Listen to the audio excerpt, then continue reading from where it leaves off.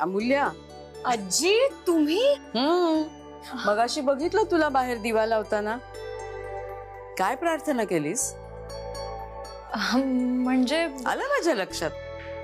वेदांचं आणि तुझं लवकरात लवकर लग्न व्हावं अशीच प्रार्थना केलीस ना? आजी आणि काय ग हे, किती दिवसांनी भेटतीयस? शेवटी मला फोन करून यावं लागलं. सॉरी आजी, ते कामाच्या गडबडीतनं राहून गेलो. बरं ठीक आहे. हे काय घरी कोणी नाहीये का? नाही, अण्णा क्लिनिकला आहेत, आई मार्केटला गेलीय आणि ताई अजून कॉलेजवरून आलीच नाही. बरं. आजी आजी या ना तुम्ही, या ना प्लीज, बसा ना प्लीज. हो बसते बसते.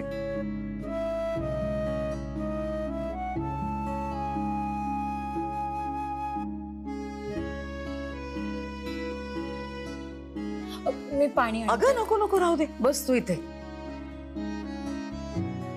वेदांतनी खरंच खूप छान मुलगी पसंत केली.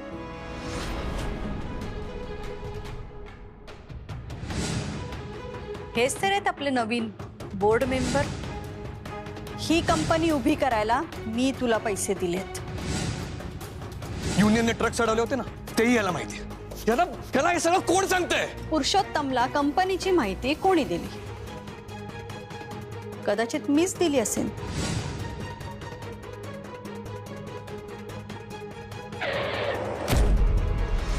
वेदांतनी मला तुझ्याबद्दल सगळं सांगितलं. नाही म्हणजे तसा मला संशय होताच, पण मी ना वाट बघत होते की वेदांत आपणून मला कधी सांगतोय ते. खरं सांगू का अमूल्या, तुला आद्याच्या लग्नात जेव्हा बघितलं होतं ना, तेव्हाच आवडली होतीस. आणि मी तेव्हाच ठरवलं होतं की तुला आमच्या घरची सून करून घ्यायचं. आमचं वेदांत सुद्धा ना, त्याने मला अगं एवढंच सांगितलं की तू त्याची गर्लफ्रेंड आहेस, पण हे नाही सांगितलं की तुम्ही प्रेमात कसे पडलात. तू सांग. मी तुम्ही कसे प्रेमात पडलात हे सांग. अगं सांग ना. अगं किती लाजतीस तू. बर, मला हे सांग की त्यांनी तुला कसं प्रपोज केलं? अगं बाई, का तूच केलंस त्याला प्रपोज? प्रपोज सांग ना. कोणीच नाही. म्हणजे गरजच नाही पडली. याला म्हणतात खरं प्रेम. व्यक्त न होता समोरच्याच्या भावना समजणं. एक मिनिट, हात दे बरं तुझा. हात दे ना. अगं हात दे. हे घे.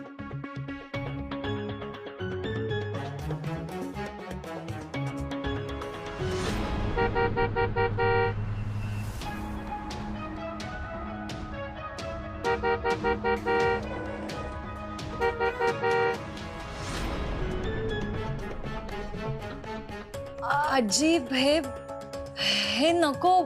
ए, असं नाही म्हणायचं नाही. मी माझ्या होणाऱ्या सुनेसाठी केलंय. घे बरं. आजी हे बघा प्लीज, हे सगळं नको प्लीज. अगं पण का? सॉरी आजी, पण मी जरा स्पष्टच बोलते. आजी हे सगळं आत्ता नको. म्हणजे आपण लग्न झाल्यानंतर बघूयात ना. आणि सध्या नूतन काकू सुद्धा घर सोडून गेल्यात. त्यांना उगीच कळलं तर? ती काय बोलणार आहे? हे मी माझ्याकडून देते तुला. हे बघ अमूल्या, मी नूतनपेक्षा मोठी आहे, त्यामुळे तुला माझं ऐकावंच लागेल. दे, मीच घालते हातात तुझ्या. हात दे. आता दुसरा हात दे.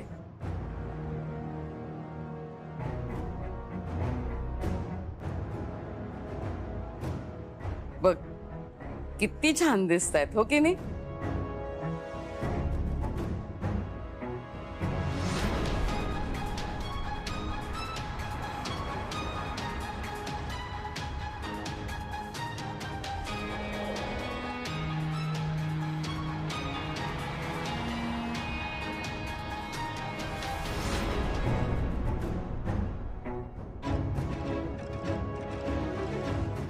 कशा वाटल्या? आणि हे बघ, बांगड्या रोजच वापरल्या पाहिजेत असं नाही, सणासुदीला घातल्यास ना तरी सुद्धा चालेल. आणि तसंही हल्ली सोनं रोज वापरणं किती रिस्की झालंय, हो की नाही? काय ग, आवडल्या नाहीत का बांगड्या? नाही नाही असं काही नाहीये. अगं मग चेहरा का असा केलायस? हास की जरा. बर चल, आपण ना एक छानसा सेल्फी काढूया. ये ये इकडे ये ग.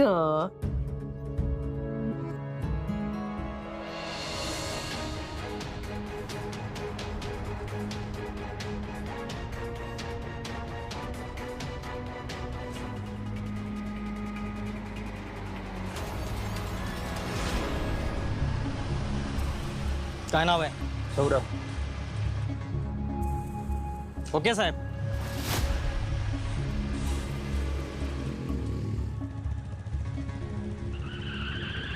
ठीक आहे.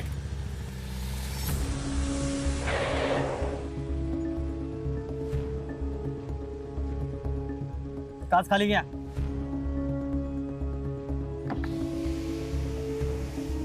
काय नाव आहे तुमचं? वेदांत वानखेडे. वेदांत वानखेडे.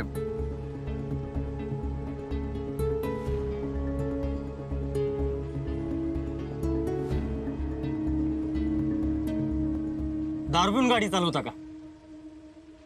या उतरा. लायसन कुठे आहे? खाली उतरा. हा.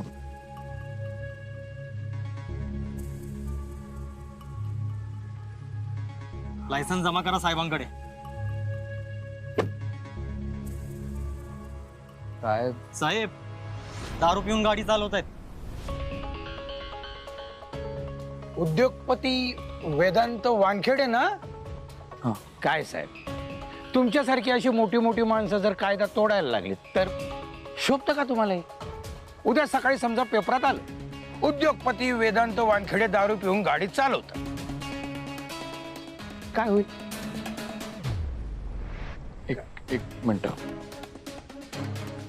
हा अनिल, ऐक ना, इथे त्या पोलिसांनी अडवलंय. तू बोलतोस का त्यांच्याशी? देतो. कोण आहे? तुमचे DCP आहेत, माझे मित्र आहेत ते. बोला सर. हॅलो, जैन साहेब, सोडतो सर, पण पुढे पुन्हा नाकाबंदी आहे. हो हो, पाठवतो, कोणाला तरी पाठवतो. हो, जैन सर. काय साहेब, तुम्ही एक काम करा, तुम्ही गाडीत बसा, कॉन्स्टेबल येईल तुम्हाला सोडायला घरी. I'll manage. अहो DCP साहेबांनी सांगितलंय. आणि साहेब, गुन्हा तुम्ही केलाय, फाईन तुम्हाला भरावाच लागेल. पाटील, साहेबांकडून फाईन घ्या, पावती द्या आणि त्यांना घरी सोडून या. Okay sir. पुन्हा असं करू नका. सॉरी. या. चला.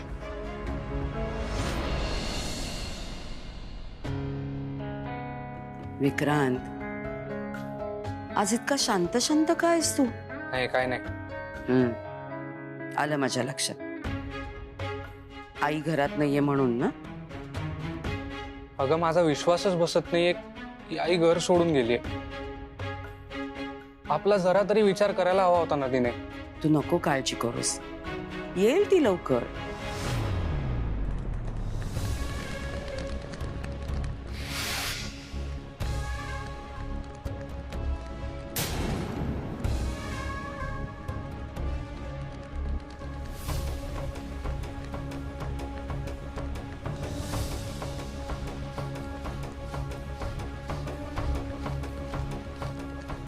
आई, अगं कुठे होतीस तू?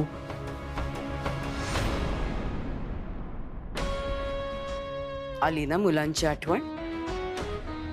नूतन, मी तुला किती वेळा सांगितलंय, एखादा विषय जास्त ताणू नये. मी ताणून धरते म्हणजे या मुलांचं वागणं पटतंय तर तुला? आई, जाऊ दे ना, पुन्हा नको तो विषय. नकोच आहे मला तो विषय. तो विषय संपवायलाच आलीये मी. तू आधी फ्रेश होऊन ये जा. दे, मी बॅग घेतो.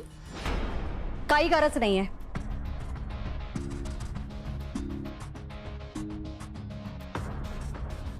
माझं मी बघेन काय ते.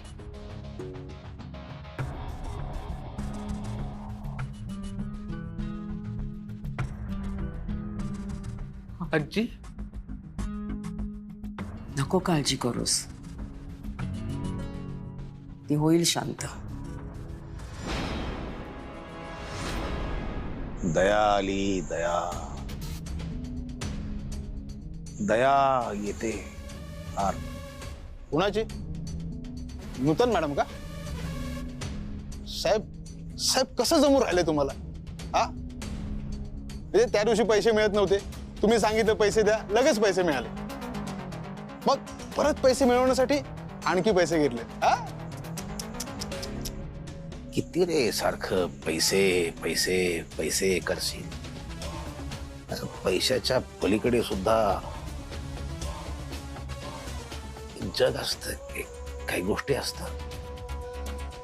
मी त्यांना समजावून सांगितलं म्हणून त्या तयार झाल्या की मी त्यांना एका माझ्या वेगळ्या हक्कानं सांगितलं म्हणून त्या तयार झाल्या? साहेब काय कळून राहिलं साहेब? समजा मी त्यांना काही दुसरंच सांगितलं असतं तर त्या तयार झाल्या असत्या? विषय आहे का? तुम्ही काही सांगितलं असतं ना त्यांनी ऐकलं असतं. म्हणजे माझ्या बोलण्याचा त्यांच्यावर प्रभाव पडतो. म्हणजे मी सांगितलं की त्यांना आवडतं. समजा मी त्यांना म्हणालो असतो की तुम्ही कुठेही जाऊ नका, इथेच राहा माझ्या घरात, तर त्या राहिल्या असत्या. एका पायावर तयार झाल्या असत्या.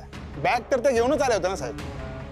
दाता तू है सब का, अजो समा का, मालिक खालिक दोनों जहां का. नूतन मॅडम, राग झाला ना शांत?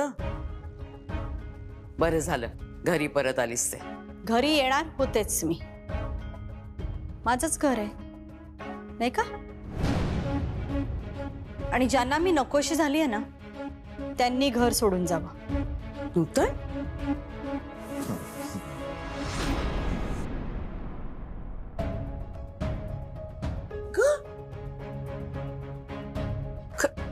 काय काय झालं याला? सगळं ठीक आहे ना?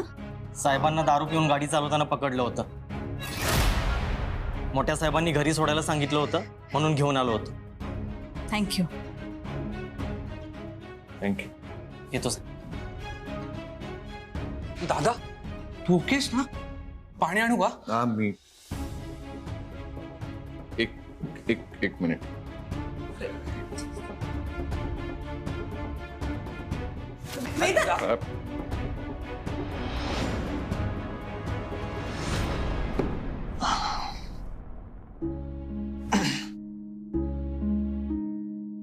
हा, आता बोला. का वागतोयस रे तू असं?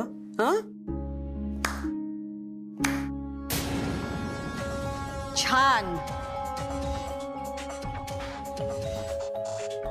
घरी आल्या आल्या छान गोष्ट बघायला मिळाली आहे मला. कळलं ना? का नाही म्हणत होते कळलं ना आता? ओरडून ओरडून सांगत होते की त्या मुली तुमच्या आयुष्यामध्ये नको, पण नाही, माझा कुणीही ऐकलं नाही. वेदांत, अरे ती अमूल्य तुझ्या आयुष्यात आल्यापासून तुझ्या अधोगतीला सुरुवात झालीये.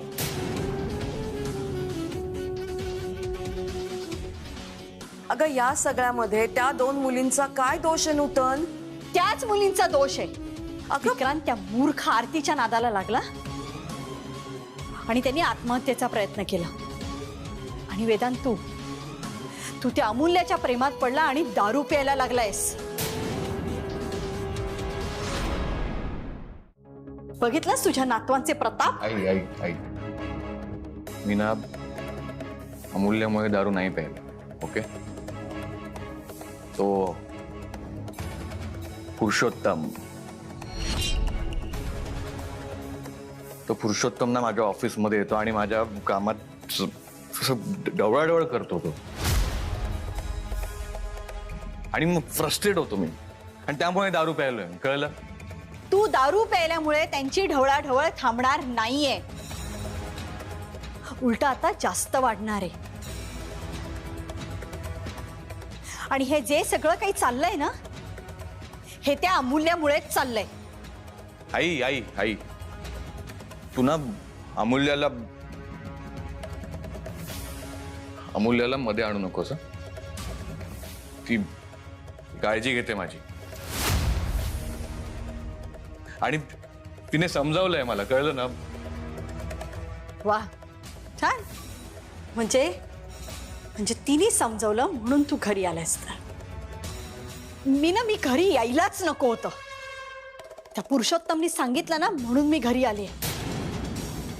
अच्छा अच्छा, म्हणजे आम्ही जे थांबवलं ते त्याला काय किंमत नाही का? पुरुषोत्तमनी सांगितलं ना ते बरोबर आहे. मुलांना किती लाडानी वाढवा, प्रेमाने वाढवा, पण त्याची त्यांना जर किंमत नसेल ना, तर त्यांना जे करायचे ते करू द्यायचं. तुम्हाला दोघांना आरती आणि अमूल्याशी लग्न करायचं ना, करा. खुशाल करा. मी नाही थांबवणार तुम्हाला, नाही थांबवणार मी. पण आता एक गोष्ट मी ठरवली. मी फक्त माझ्या राजकीय भवितव्याकडे लक्ष देणार आहे. अगं नूतन,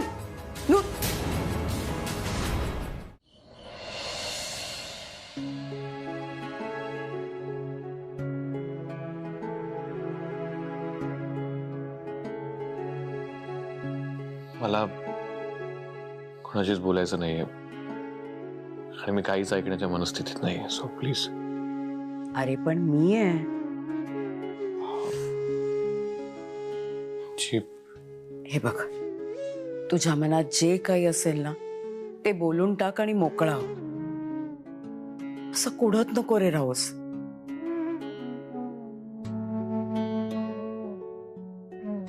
तू ऐकलंस ना आई कसं बोलली?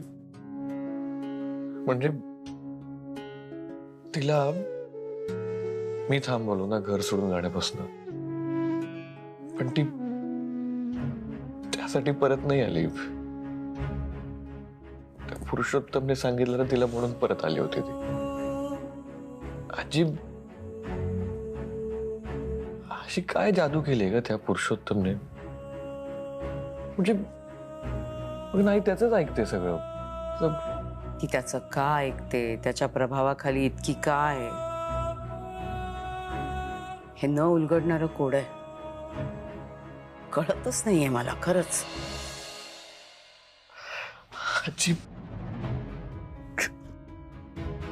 वेदांत, ए बाळा, ए बघू. वेदांत, ऐक. नाही, असं रडायचं नाही, अजिबात रडायचं नाही. मला एक सांग, या सगळ्यामध्ये कुठली चांगली गोष्ट झाली? कुठली? अरे तुझी आई घरी परत आली, हो की नाही? आता तू सुद्धा ना स्वतःला त्रास करून घेऊ नकोस. नाही बघवत मला तुझी अशी अवस्था. आणि नूतनने आपल्याला सांगितलंय ना की तुम्हाला हवं ते करा, म्हणाली ना ती. मग आपण जे ठरवलंय तेच करायचं. अजीब, पण असं तू नको काळजी करूस, मी आहे ना. आता आपण विक्रांत आणि आरतीचा साखरपुडा आणि लग्न दोन्ही उरकून घेऊया. आणि तुला एक सांगू, तुझी आई इतकी कठोर नाहीये रे. होईल ती शांत. तिची चूक तिला नक्कीच कळेल. हे राहिला प्रश्न त्या पुरुषोत्तमचा. तर नूतनला त्यानेच सांगितलंय. तू काय येतोय मध्ये आपल्या? मला तर नकोय आपल्या कोणाच्याच आयुष्यात. वेदांत वेदांत, या सगळ्याचा आता अजिबात विचार करायचा नाही. तो आपोआप आपल्या सगळ्यांपासून लांब निघून जाईल. पण वेळ दे आणि वेळ घे, सगळं सुरळीत पार पडेल.